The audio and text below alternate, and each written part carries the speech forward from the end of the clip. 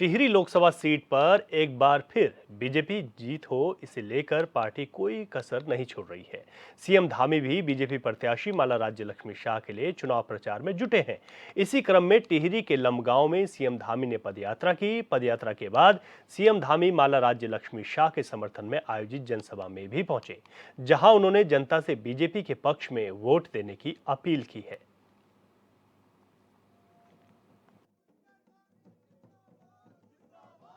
हम सभी जानते हैं कि ये जो भूमि है ये बहुत ही पुण्य भूमि है, जहां इस सेम मुखेम नागराजा और ओणेश्वर महादेव, कोटेश्वर महादेव, हमारे सभी देवी देवताओं से आच्छादित इस भूमि को भी मैं हाथ जोड़कर प्रणाम करता हूं, नमन करता हूं कि उनका आशीर्वाद, उनकी कृपा हम सब पर बने रहे, हमारे प्रदेश पर बनी रहे। आज इस क्षेत्र में आकर मैं स्वयं को गौरवान्वित महसूस कर रहा हूं।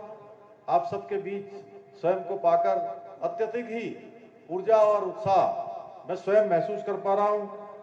भाइयों बहनों, ये प्रतापनगर प्राचीन विरासत व ऐतिहासिक धरोहर का केंद्र रहा है।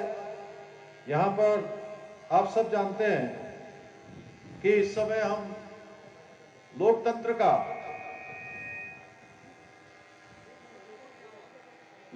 का जो महापर्व है उसका आगाज हो गया है और 19 अप्रैल को उत्तराखंड में लोकसभा का जो 5 सीटें हैं, 5 सीटों के लिए 19 तारीख को मतदान होना है।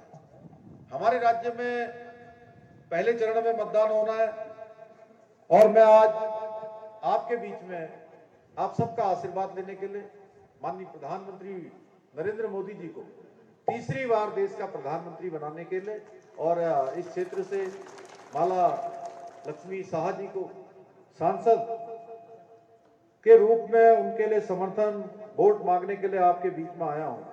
आप सभी जानते हैं कि उन्होंने अनेक कार्यों को आगे बढ़ाया है, जन सेवा की भावना से लगातार काम किया है। अनेक दशकों तक इस लोकसभा का प्रतिनिधित्व महाराजा मानवेंद्र शाह जी के द्वारा भी दशकों तक किया गया और अब उन्हीं के परिवार से श्रीमती राज्य लक्ष्मी शाह जी इस काम को आगे बढ़ा रही है। भाइयों बहनों, आपका एक एक वोट कितना कीमती है। एक एक वोट आप देश के अंदर कितने प्रकार के परिवर्तन ला सकता है, ये हमने पिछले 10 सालों में देखा है। किस प्रकार से इन 10 वर्षों में देश की तकदीर बदली है, देश का भाग्य बदला है, देश का दुनिया में मान सम्मान और स्वाभिमान बढ़ा है। पूरी दुनिया के अंदर हर एक भारतवासी का आज सर्व और गर्व से सीना चौड़ा है। भाइयों बहनों, जब हम विदेशों में जाते हैं तब हमें पता लगता है कि किस प्रकार से आज हमारा देश बदल रहा है, किस प्रकार से आज भारत की वैश्विक साख बढ़ रही है। 2024-14 के बाद एक विकसित, आत्मनिर्भर और जो श्रेष्ठ भारत का सपना है वो साकार हो रहा है। आज भारत दुनिया की 5वीं सबसे बड़ी अर्थव्यवस्था बन गया है। हम 11वें नंबर से अनेक कठिनाइयों, अनेक चुनौतियों का सामना करते हुए इसी बीच कोरोना जैसी महामारी, उसका भी हमने सामना किया।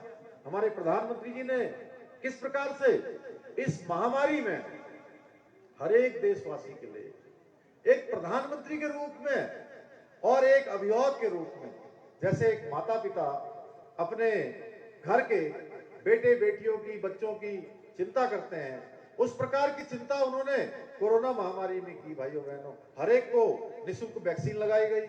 हर एक को, जिनके घर में अन्न की व्यवस्था नहीं थी, चूल्हा बुझने वाला था, उनका चूल्हा न बुझे, उसके लिए उन्होंने वो संपूर्ण प्रयास किए। गरीब कल्याण अन्न योजना चलाई और उसका परिणाम हुआ कि हर एक परिवार में 5 किलो प्रति यूनिट के हिसाब से सीधे सीधे अन्न पहुंचाने का काम शुरू हुआ, जो मार्च 2020 से शुरू हुआ और अभी तक चल रहा है। भाइयों बहनों, देश के अंदर startup India, make in India जैसी अनेक योजनाएं आज चल रही हैं, जिससे आज हमारा देश आत्मनिर्भर बन रहा है। वंदे भारत ट्रेनें चल रही हैं, नए नए रेलवे स्टेशन बनाए जा रहे हैं, अनेक जगह पुनर्निर्माण और नवनिर्माण के काम चल रहे हैं।